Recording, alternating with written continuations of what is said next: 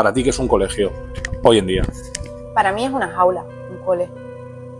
Me parece que escoger a un niño que es la persona más pura que pueda haber, la etapa más pura que pueda haber, y lo encierras entre cemento, en una clase, con una silla individual. La palabra nanny o babysitter es una palabra que está muy desvalorizada. Entonces también me di cuenta que tenía que ser o perfecto, tenía que marcar un 10 para tener una plaza, o si conseguía menos notas me iba a quedar a medias, y todo el tiempo era perdido.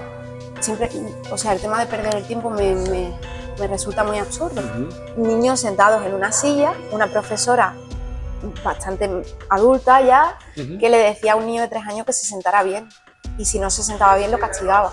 Queremos cambiar un poco la visión, al menos limpiar un poco pues esas gafas de cada persona, aportar al entorno, aportar a las nuevas generaciones que llegan como educadores. La educación sigue exactamente igual que hace 20 años y que hace 50 años. La frase que oí una vez, que los niños tienen la energía de un adulto concentrado en el cuerpo de un peque. Me encanta pasear con los peques sin nada, porque surgen proyectos de la nada. Muy difícil, pero no es imposible. Yo he empezado el proyecto con 0 euros, yo conmigo, para mí. Bueno, estamos con Cristina de Kit Smile. Tenía, como ya dije el otro día, tenía muchas ganas de hacer esta entrevista. Ya sabéis que todo lo que sea relacionado con el ámbito de la educación, Viveduca va a estar ahí. Vamos poco a poco creciendo, y gracias a gente como ella, con la colaboración que vamos a hacer hoy. Gracias, pues, gracias a vosotros, siempre. Pues esto va a ser muy dinámico y vamos a poder hablar de todo. Así que, como ya sabéis, todo esto no entra en el examen.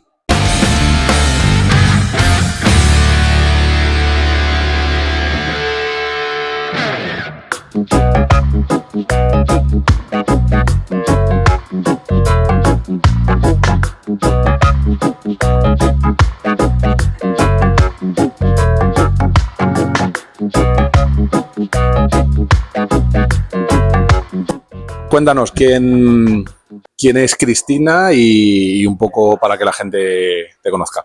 A ver, Cristina es una chica culo inquieto también, un poco, que no se encontraba a sí misma, y empezó a indagar sobre ella, y siempre me han marcado como muchas pautas y nunca ha sido suficiente. Entonces yo me sentía siempre limitada, sin poderme expresar tal y como yo me sentía, porque todo lo que intentaba hacer por mi parte no era suficiente o no era lo correcto, lo bueno. Entonces decidí liberarme y empecé mi etapa en Sevilla. Allí empecé a trabajar de camarera, fueron los mejores años de mi vida, y una vez que retomé la carrera, porque estudié educación infantil, yo siempre la carrera allí, porque hubo un parón en ella, tuve que devolver la beca, me largaron de la universidad, mis padres no podían afrontar los pagos, y allí en Sevilla decidí apuntarme a la universidad semiconcertada, y además que iba una vez por semana, entonces lo podía compenetrar bastante bien con el curro. Acabé la carrera y me di cuenta que realmente eso me gustaba.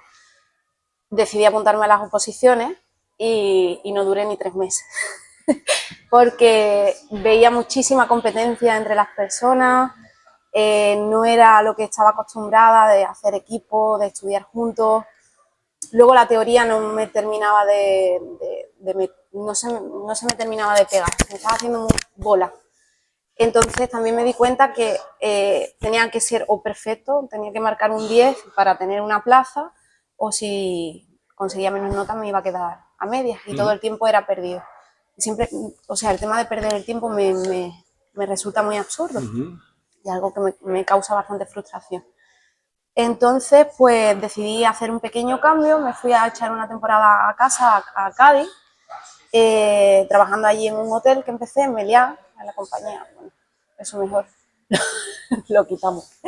Y conocí a un compañero de trabajo allí, estuve a punto de irme a Irlanda, no sabía tampoco si tirar a Australia, que era otro sitio que me llamaba muchísimo la atención, y hablando llegó agosto y no sabía qué hacer. Entonces se terminaba la temporada y me había encontrado sin un camino. ¿Estamos hablando de qué año? Eso fue en 2019, creo que fue. Y allí, gracias a un compi, me dijo, tía, ¿por qué no te vas a Tenerife? Que creo que es muy de tu rollo. Entonces dije, bueno, ya como que se me metió la idea. Y ya empecé a buscar sitios, empecé a mirar vídeos de Tenerife, el tema de la naturaleza me encantó. Y dije, ¿por qué no? Estoy cerca de casa, lo intento un año, si veo que no fluye, pues me voy. Y entonces ya vine a Tenerife a trabajar, fui muy pesada con currículum y aquí, como has visto, hay mucho turismo, entonces entrar en una cadena hotelera a trabajar me resultó fácil prácticamente. Y nada, ya empecé con ello. Al cabo de unos meses de camarera, nosotros hacíamos muchísima piña dentro del hotel. Entonces conocí a los compis de animación, conocí a muchas personas y un día tomándonos algo toda la mesa, que éramos como 30, una chica me dijo, oye, las compis de animación se vuelven a Mallorca a hacer la temporada de verano, ¿por qué no lo intentas con nosotros? Y me dijo, mira, ¿ves a ese chico que está al final de la mesa? Y le dije, sí, me dice, pues ese es tu futuro jefe. Entonces me fui a hablar con él, me concedieron una entrevista al día siguiente y ya al día siguiente estaba prácticamente metida en animación. Y al ser un hotel de 5 estrellas, como de lujo, no era la típica animación que todos conocemos de bailar, de hacer mini discos, ni trabajamos con proyectos educativos. Y ahí vi como la oportunidad y retomar lo que... Enlazar un poco, ¿no? Sí, enlazar con lo que realmente me gustaba. Y entonces pues se me movió otra vez el gusanillo dentro de la educación y de los peques y de saber que realmente era ese mi futuro. Y nada, empecé a trabajar, me encantaba el tipo de proyectos que llevábamos, podía participar en la creación de ellos, trabajamos con muchísimas edades, desde 8 meses hasta niños de 13, 14 años, entonces tocaban muchas edades. Tocaba muchos idiomas, muchas formas de ser, muchas religiones. Vi una multiculturalidad que me impresionó y que me encantó, me nutrió muchísimo. Y pues pasé a ser la coordinadora de animación porque ya llevaba unos años y siendo la coordinadora podía bichear un poco más cómo iba el sistema desde fuera también. Y me percaté pues que hacía falta, o sea, veía la necesidad dentro del hotel de familias que buscaban el servicio de babysitting y además conocía las empresas de babysitting que venían al hotel. Y ahí pues se me saltó la chispa también de que lo que las empresas ofrecían eran simplemente observar que a los niños no les pasara nada. Cuéntame un poco lo de las oposiciones que decías antes. ¿Por qué no? O sea, quiero decir, vale que no tuvieras un objetivo con la gente, que fuera piña, que fuera muy competitivo y lo que tú quieras, pero ¿por qué decides que no es tu camino? Porque hay mucha gente que a lo mejor eso no le gusta, pero aún así lo hace porque cree que es algo en su vida necesario. A ver, yo me apunté a las oposiciones simplemente por represión social. O sea, eres maestro y cuando terminas de ser profesor y de estudiar tu carrera, te toca opositar. Entonces yo me apunté ahí porque pensaba que ese era el camino a seguir y que si no hacía eso me quedaba sin objetivos. Incluso me apunté en la universidad, me apunté a los cursos, que no recuerdo cómo se llaman, de religión, para poderme meter en... La beca. La beca, para meterme en colegios concertados, que también lo dejé. Y entonces me apunté a las oposiciones con la intención y con la falta de información de pensar que era el único camino y la única vía posible. Me apunté y ahí vi que la exigencia, o sea, no podía sacar como la carrera que estudias, muestras tus conocimientos y una vez que estás aprobado, apruebas y fin. Las oposiciones ir a por todas. Tampoco se conocía cuándo iban a ser las próximas vacantes. No sé, soy mucho también de energías y había como varias cosas que se me iban poniendo delante que me decían por ahí no. Qué guay. O sea, te ibas dando cuenta de que es por ahí no era, ¿no? O sea, era un camino por ahí, pero ese no. Exacto. Incluso me seguí apuntada al examen para opositar, aunque dejé las oposiciones de manera física, intentaba prepararme el temario en casa. Y porque eso es otra cosa, cuando estudié las oposiciones dentro del centro al que iba, la matriculación y los pagos eran una barbaridad. El tema de los estudios no se acomodaba nada a las personas que estábamos allí, sino era un profesor con diapositivas que te enseñaban el temario y entonces tú sabías que ibas hasta allí 2, 3, 5 años, el tiempo que te necesitaras. Que lo sacarías porque, claro, la oposición es una carrera de fondo, como dice la gente. Exacto, tendrías que sacarlo, pero no había una fórmula que los profes te lo mostraran de una forma más cariñosa. Era todo muy rudo. Y lo que te comentabas de que me apunté al examen, justo el día que tenía la entrevista con los de aquí, tenía el examen en Málaga y en un pueblo perdido. Yo nunca tuve coche en la península porque nunca me hizo falta, me movía bien con transporte público y tal. Y como que el examen justamente me salió en un pueblo remoto, en un día que justamente tenía la entrevista con las personas de aquí. Entonces ahí fue cuando dije, mira, lo dejo, lo voy a dejar un tiempo, voy a seguir mi camino por otro lado, me voy a formar en otras cosas, que la vida me deje por donde me lleve, por donde quiere, y más adelante si veo es una opción que siempre tienes, volverte a apuntar a las oposiciones y probar. Y eso siempre está ahí. Y luego el tema de la legislación tampoco lo llevo nada. No soy de memoria. Es que al final, claro, tienes que pasar un examen en el cual muchos de memoria y yo que, por ejemplo, soy una persona más práctica que de retener, ya estoy jodido. O sea, no voy a probar nunca una oposición porque mi cabeza no está diseñada para retener. Entonces, si me lo haces práctico, te puedo hacer, seguramente quedaría de los primeros. Pero si tengo que memorizar una ley, que además esa ley luego, cuando surge un problema, porque yo creo que al final un policía o un juez, cuando tiene que tomar acción en algo que pasa, no creo que lo tenga de memoria. O sea, ir a un libro a mirarlo. O sea, que decir que son cosas que al final te meten como mucha información. Esto aquí en Viveduca, en el canal, lo hablamos mucho de por qué las oposiciones están diseñadas de esta manera. ¿Cómo surge la idea de Kick the Smile? Vi una carencia dentro del campo de babysitting y luego, por otro lado, el camino de seguir como educadora era algo que cada vez lo tenía más potenciado en mí. Luego, en el trabajo en el que estaba, empecé a tener problemas con los compis y sufrí lo que se llama moving dentro del ámbito laboral. Quería apartarme del tipo de trabajo que estaba teniendo, no del tipo de trabajo, sino del entorno en el que estaba, pero tanto por parte de arriba como por los jefes, como por la parte de recursos humanos y tal, no se estaba moviendo nada.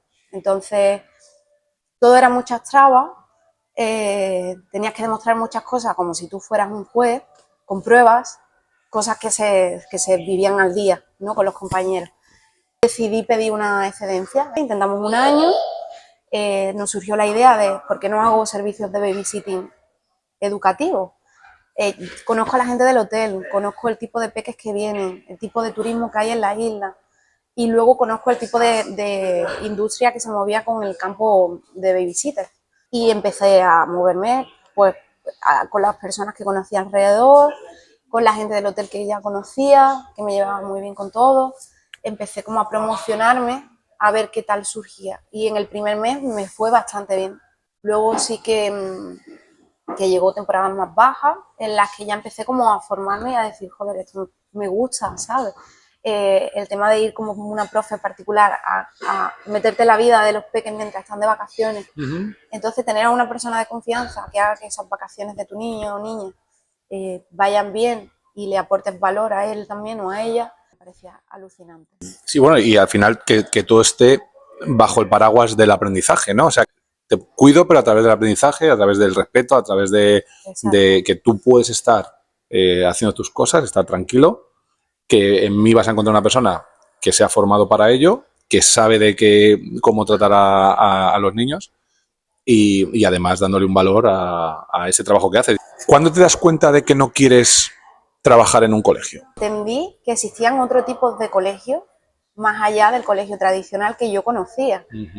Entonces, mi trabajo final de grado fue justamente sobre escuelas alternativas, que por cierto me lo puntuaron fatal, que no interesaba, exacto, y además me lo dijeron claro que me salía, que eso no tenía ningún valor. pero a mí me dejó muy marcada el saber que existía el homeschooling, que no tenía ni idea de ese tipo de concepción educativa. El tipo de colegios rurales, el tipo de educación pues en casa o de pequeños que van a ludotecas y luego se forman en otros ámbitos con actividades extraescolares. Y a mí eso me dejó el gusanillo dentro de decir, joder, eso es lo que yo quiero hacer. O sea, y veía a los peques tan felices que me encantaba. Luego conocí también sobre escuelas que habían en Irlanda y el tipo de trabajo que tenía con la naturaleza, la involucración que había con el ambiente. Me encantó, o sea, me encantó. Y claro, las prácticas que yo aplicaba en España, lo que yo veía eran niños sentados en una silla, una profesora bastante adulta ya, que le decía a un niño de 3 años que se sentara bien. Y si no se sentaba bien, lo castigaba.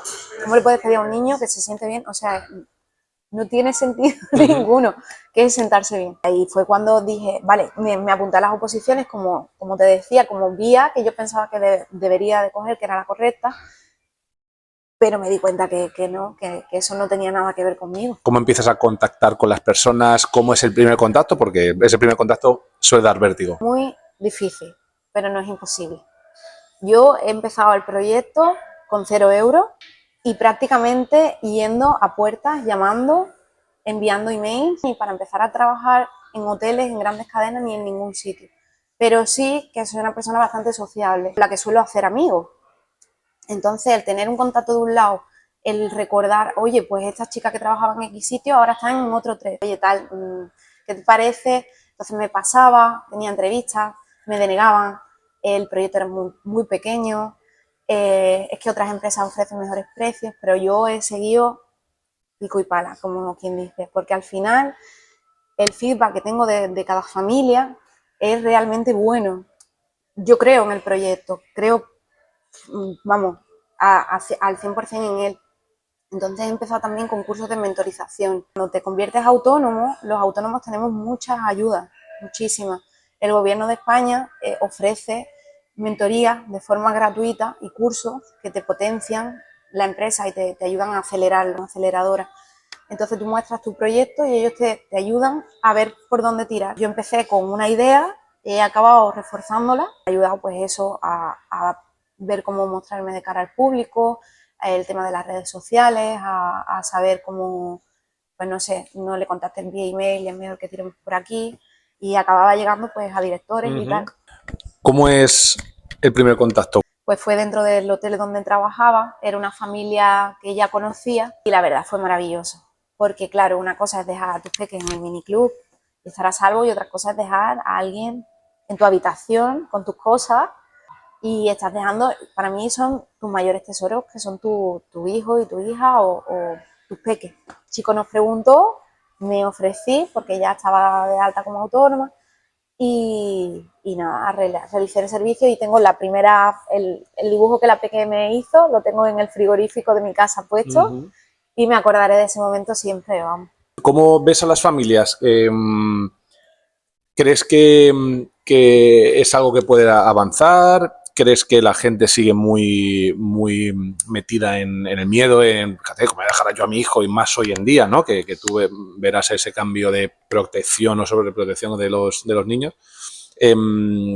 ¿Cómo son las familias? ¿Cómo son reacias? ¿Son miedosas? ¿Son valientes? O sea, cuanto más barato sea el servicio y más fácil y rápido para mí, mejor. Eso es una lástima. Yo pensaba que sería diferente.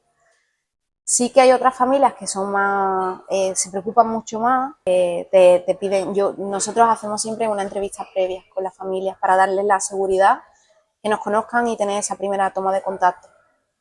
Pero hay familias que simplemente te dicen, oye, ¿puedes venir a X hora?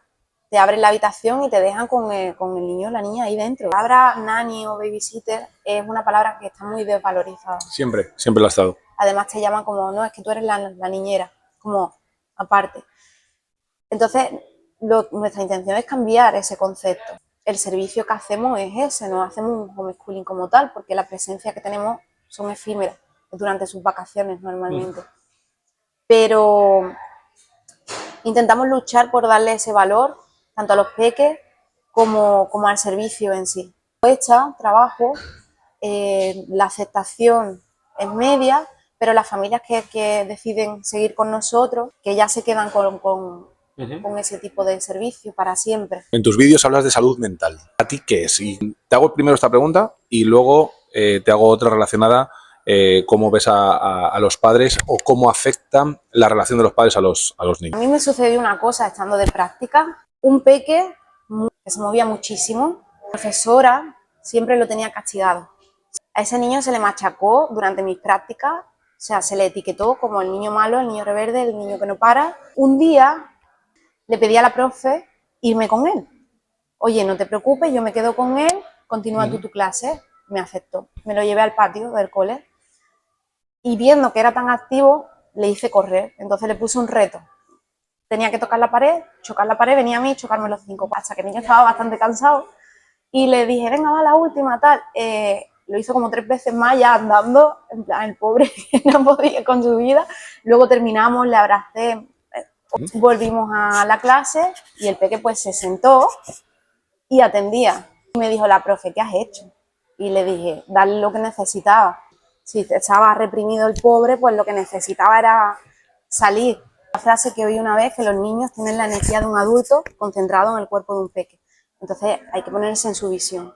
Para mí, salud mental es ponerte las gafas de ese niño o niña, ver cuáles son sus necesidades y ser el guía que dentro de esas necesidades vayan caminando al peque hacia lo positivo, ¿no? ¿Cómo influye en la relación de los padres hoy en día que se ven que hay más divorcios por estadísticas, no porque lo diga yo? Creo que los adultos seguimos teniendo el concepto de que los niños no se enteran de nada. Cuando sean mayores lo entenderán. Un niño entiende todo. Ser mucho más abierto y no tener miedo a decir lo que está sucediendo. Sí. ¿Qué tipos de metodología utilizas? Yo utilizo el método Montessori muchísimo, pero por el hecho de lo que te decía, de ponerme las gafas de los peques, desde su visión, me parece fundamental. Que todo esté adaptado a ellos, que sean capaces, que sean proactivos. Nunca prohíbo hacer algo a los niños. Quieren cortar, que corten, siempre y cuando yo soy la protección de ese peque, que no pase nada. Vamos a darle los utensilios que necesita para su edad, que están adaptados. Yo no cojo una bicicleta para una persona de 1,80, cojo una bicicleta de mi talla. Pues igual con el material Waldorf, que es muy parecido, pero por el tema del entorno, de la naturaleza.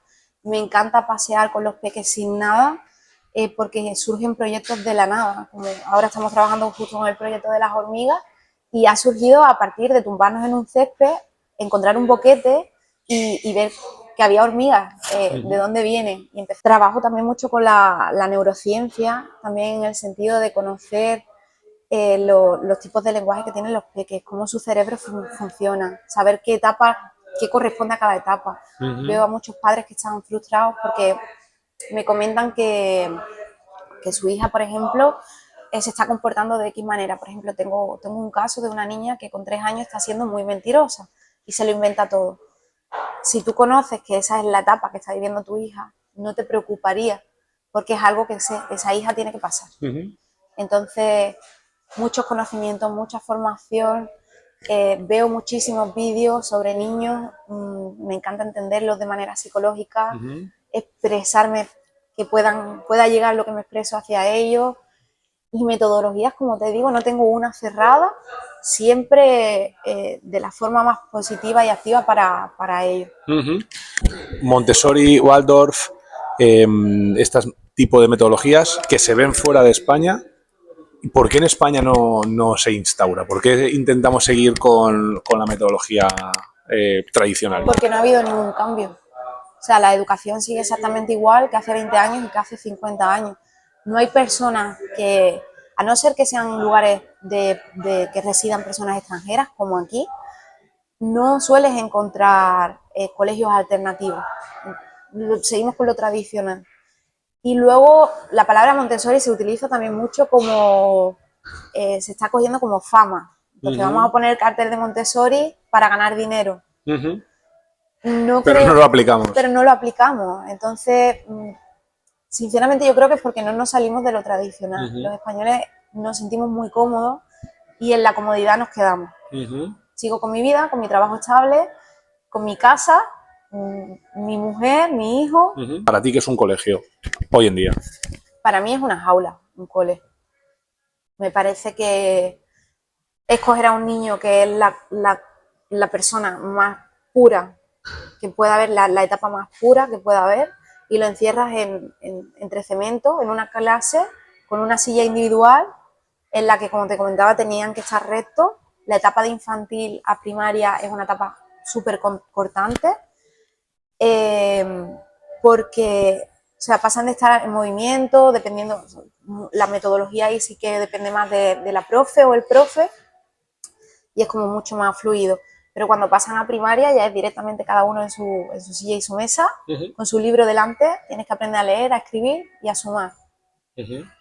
Y es lo que hay, si no aprendes te sales fuera.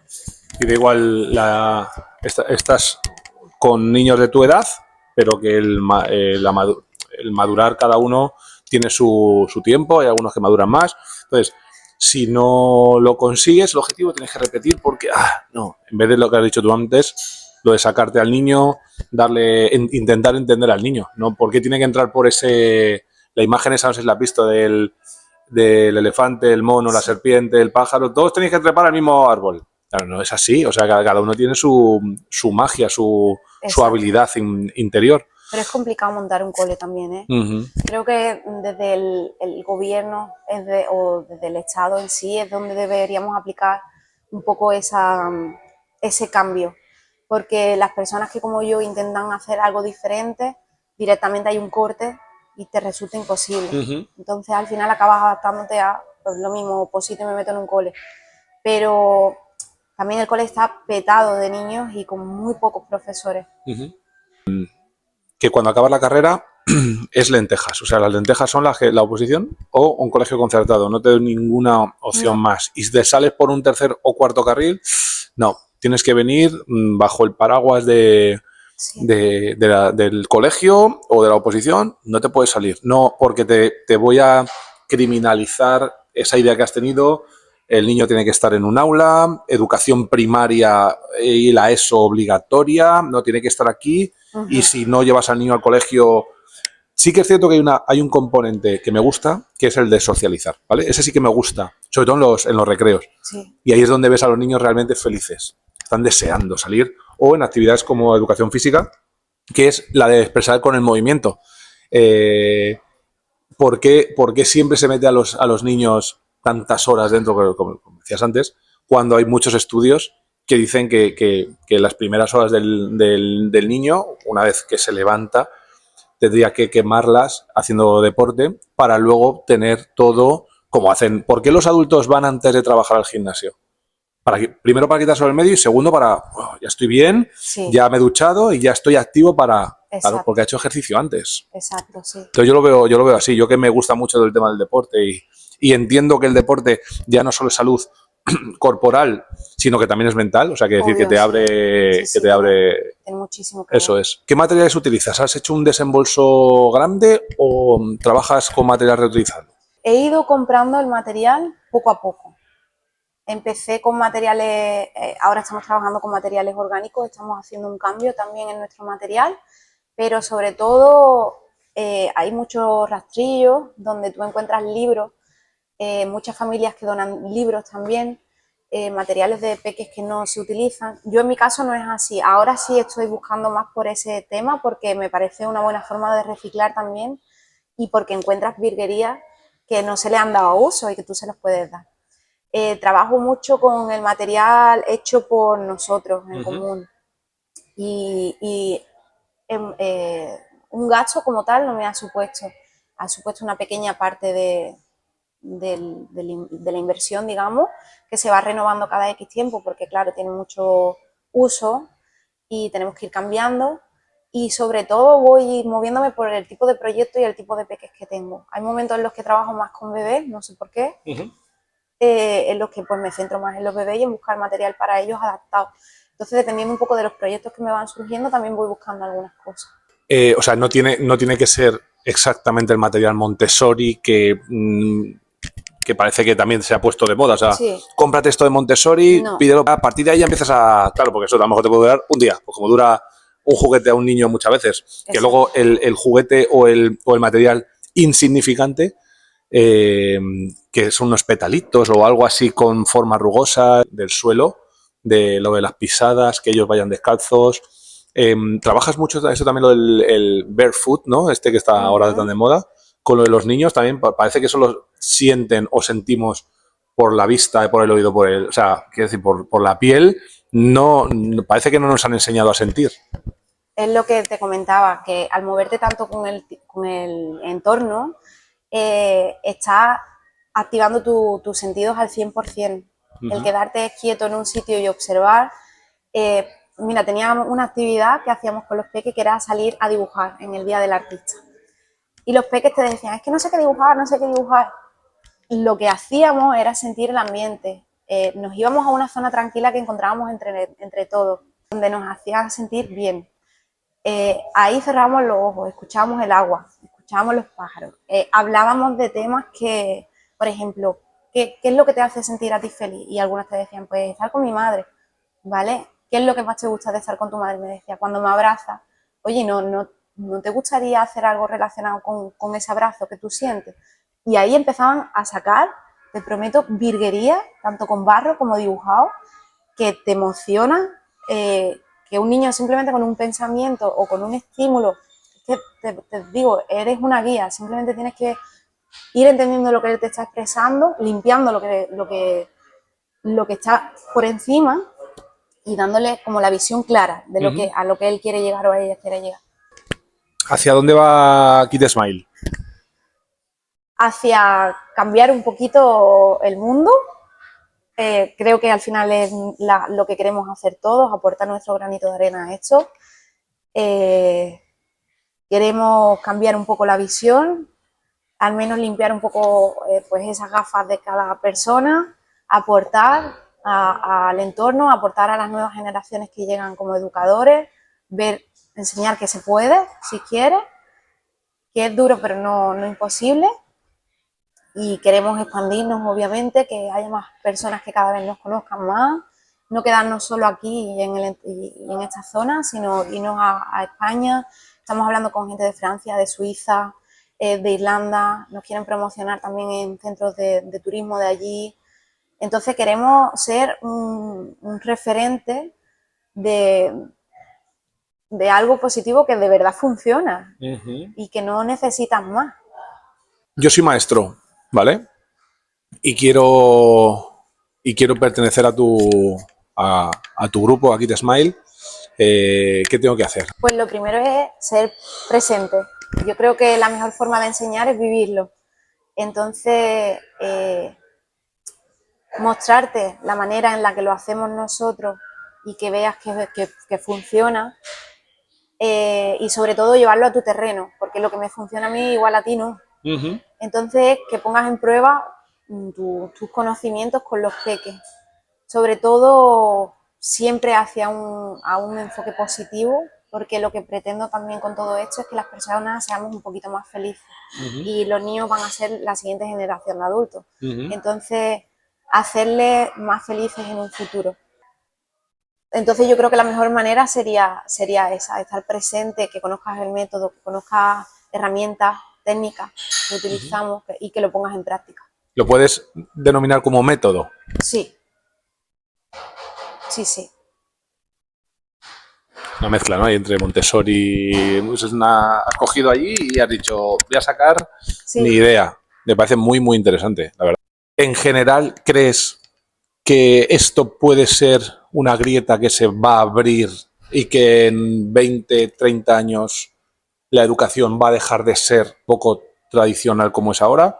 ¿Y que crees que va en esa dirección? O sea, que has abierto como una grieta para salir un poco de esa educación tradicional. Espero que sí. A ver, esas son grandes palabras y cambiar el mundo no es cuestión de unos años, sino de masas. Entonces deberían existir más personas en este círculo de apoyo que muevan conmigo. El cambio en los extranjeros es mucho más fácil, sobre todo a la gente del norte de Europa. Son mucho más abiertos, escuchan mucho más. Los españoles somos más reacios, nos da miedo. Yo eso, aparte de reacios, somos como pienso, que ya lo sabemos. O sea, nosotros un español lo sabe todo. Entonces a mí no vas a venir a venderme un cursito, no me vas a venir porque yo lo sé. O sea, que yo soy español y evidentemente el español está por encima de todo.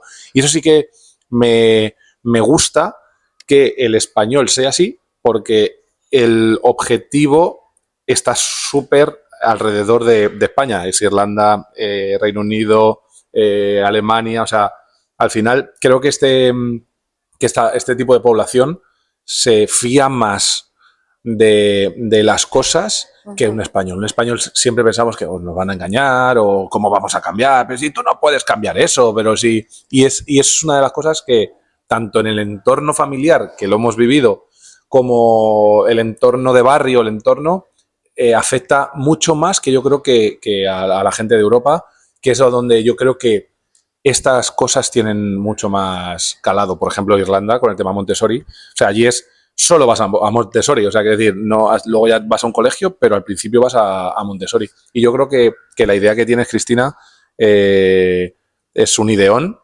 Te felicito por el pedazo de proyecto que tienes entre manos. Creo, por lo que hemos estado hablando, por lo que he visto, y que vas a llevarlo lejos, que va a trabajar mucha gente para ti y contigo. Y sobre todo eso, gracias por entender al niño, que muchas veces le dejamos de lado. Tienes que aprender esto, las notas para que lo vean los abuelos, que has sacado un 8, un 10, un 10, un 10, un 9 y qué bien. Sí, has cumplido el objetivo, pero ¿tu objetivo cuál es? ¿Sabes? O sea, ¿cuál es el objetivo del niño? ¿El aprendizaje porque tengo que aprenderlo o el descubrimiento? Entonces, esto que haces me parece maravilloso. Gracias por este ratito. Quiero daros las gracias a vosotros por la divulgación, por lo que estáis haciendo también. El tema de las no oposiciones me parece una idea brutal, que mostréis a la gente que hay mucho más allá que lo que estamos teniendo. Y nada, gracias a vosotros por todo. Bueno. Y recordad, todo esto no entra en el examen.